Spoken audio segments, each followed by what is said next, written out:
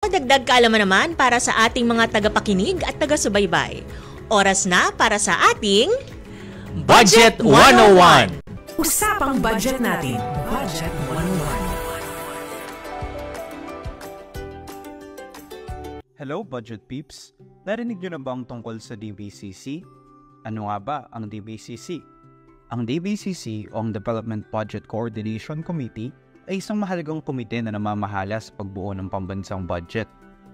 Itinatag ang DBCC noong May 14, 1970 sa bisa ng Executive Order No. 232. Ito ay dating kilala bilang Presidential Development Budget Committee o PDBC.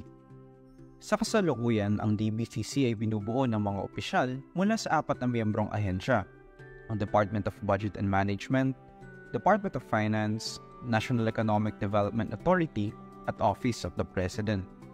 Upang masiguro naman ang epektibong koordinasyon patungkol sa real, fiscal, monetary at external sectors ng pambansang ekonomiya, nagsisilbing resource institution ang Bangko Sentral ng Pilipinas, habang ang DBM Secretary naman ang nagsisilbing chairman ng DBCC. Ang DBCC ay may mga sumusunod na tungkulin. Una, rekomendasyon para sa pag-aproba ng Pangulo.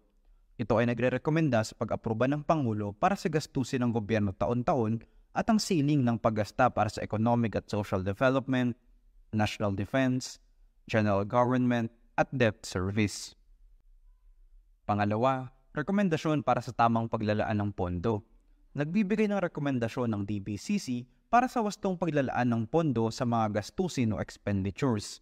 At pangatlo, rekomendasyon sa Pangulo ng halagang ilalaan para sa capital outlay. Ipinapayo rin ito sa Pangulo ang halaga na dapat itakda para sa kapital na paggastos sa bawat aktibidad sa pag-unlad para sa iba't ibang proyektong kapital o infrastruktura. Bukod sa mga nabanggit, narito ang iba pang mahalagang tungkulin ng DBCC. Una, pag-assess ng pagtaya ng kita. Kinikilala nito ang katiyakan ng mga pagtaya sa kita. Rekomendasyon para sa angkop na buwis o iba pang pagkukunan ng kita. Ipinapayo nito ang mga angkop na buwis o iba pang paraan ng pagkolekta ng kita, pati na rin ang lawak at uri ng mga pautang. Pagsasagawa ng periodic review at pagsusuri ng mga proyektong pag-unlad. Isinasagawa nito ang periodic review at general examination ng costs, accomplishments at performance standards na ginagamit sa pagsasagawa ng mga development projects. Kaya naman, Budget Peeps, dahil ang DBCC ay isang mahalagang ahensya sa pagbuo ng pambansang budget ng bansa, mahalagang tandaan na sa pamamagitan nito, ang gobyerno ay mas epektibo sa paggamit ng pondo para sa ikauunlad ng bansa. Ito si Aaron Pantig para sa Usapang Budget Natin.